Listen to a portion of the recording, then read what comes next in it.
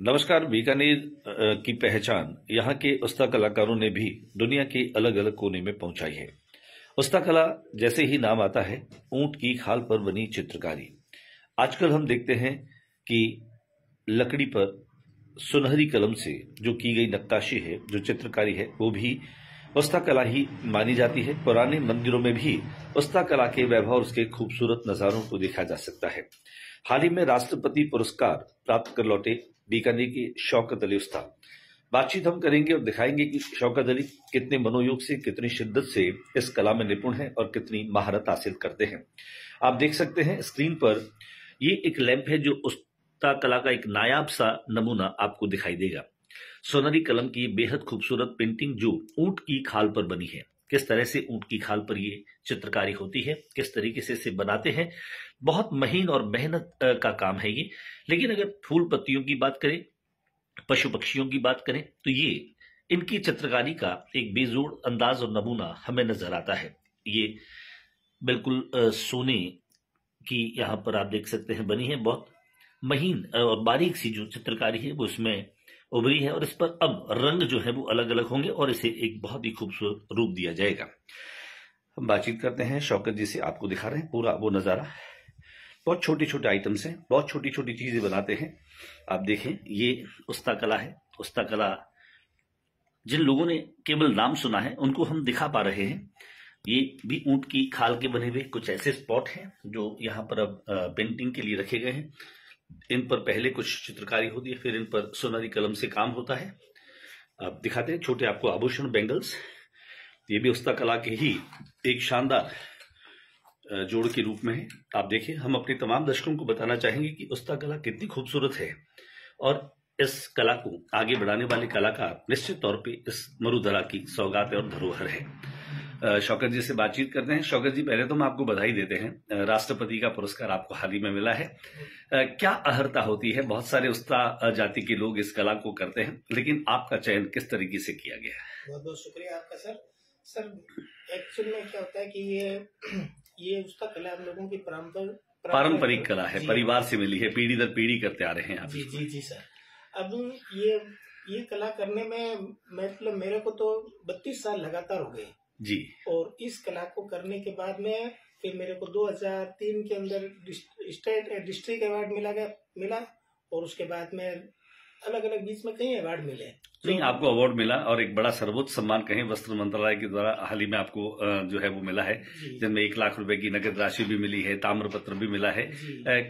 कितना बड़ा अचीवमेंट मानते हैं आप खुद के लिए? इस कला के भीतर काम करते हुए बहुत सारे लोग हैं, लेकिन आपका चयन होना एक बड़ी बात है। तो क्या आधार रहा आपके चयन का? कौन सी ऐसी पेंटिंग रही जिस पर आपको उस्ता कला का यह पुरस्कार मिला? सर, मैंने एक ऊंट के चमड़े पे एक ज्वेलरी बॉक्स बनाया जिसमें मतलब लकड़ी भी उसमें शामिल थी और मिरर भी उसमें काम किया था। और ये एक सम्मान मिलना उस्ता कलाकार के लिए एक मतलब गौरव की बात होती है। ये समय समय पर जब ये मतलब पुरस्कार हम लोगों को मिलते हैं तो इससे हम लोगों का मतलब इसमें प्रोत्साहन बढ़ता है। और अब जैसे अब मेरे को नेशनल अवार्ड मिला तो मेरे बच्चे भी इस चीज के अंदर बड़े आकर्षित हुए।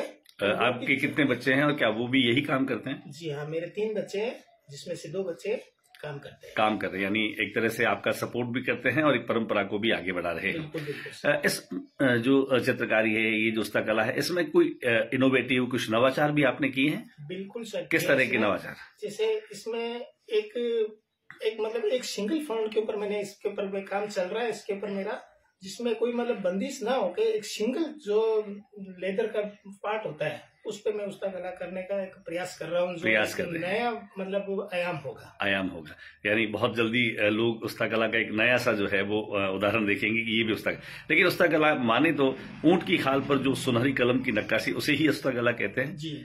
या आजकल सब जगह पर जो सुनहरी कलम की नक्काशी है, चित्रकारी, उसे हम उस्ता कला कहेंगे? जी सर, नहीं, ऐसा कि उस्ता कला की एक शैली होती है, उस शैली के मुताबिक और उसके अंदर जैसे गड़े की मिट्टी और उसके अंदर गोंद और दाना मेथी का पानी और गुड़ आदि मिला के उसको पकाया जाता है।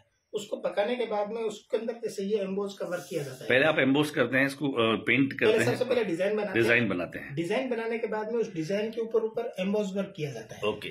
एम्बोस वर्क करने के बाद में ये एम्बोस किया हुआ है अभी आप? जी हाँ, ये एम्बोस किया हुआ है। ओके, जैसे ये वाली चीज है, ये एम्बोस जी, की हुई है। ये एम्बोस की हुई, ठीक है, दिखाई दे रहा है सर। हम दिखाते हैं आपको एम्बोस कैसे की जाती है। आप देखें, एक झरोखे का ये शानदार नमूना है जिसे एम्बोस किया गया। इसके बाद यहाँ पर सुनहरी कलम से आप इन पर जो है वो चित्रकारी करेंगे। जी, इसके बाद में इस पर एक केमिकल लगाया जाता है और केमिकल लगाने के बाद में सोने का वर्क लगाया जाता है, 22 कैरेट का होता है। 22 कैरेट का सोना, बहुत महंगी पेंटिंग है ये। जी। अच्छा, हर कोई इसको कर नहीं सकता। बिल्कुल, इसके अंदर आजकल तो बहुत से मतलब जिसको कोई थोड़ा सस्ता चाहिए तो उसके अंदर कैरेट को हम कम कर देते हैं। कैरेट को कम जैसे कर, 14 कैरेट का हो गया, 17 कैरेट का हो गया, 22 कैरेट का, 18 कैरेट का, ये सब उसके रेट्स के हिसाब से बनता कुल है। मिलाकर के सोने का पुट होना जरूरी है। बिल्कुल, वही जो है वो सोने का पुट इसलिए होना जरूरी है क्योंकि वो लाइफ टाइम में कभी वो फेड नहीं होगा, तो उसका कलर जो है मतलब लाइफ टाइम वैसा ही रहेगा, उसकी चमक वैसी ही रहेगी। उसकी चमक और उसका जो ओरिजिनलिटी है वो ताउम्र वैसी ही रहेगी। क्या कहेंगे शौकत जी और आने वाली पीढ़ियों को जो उस्ता कला को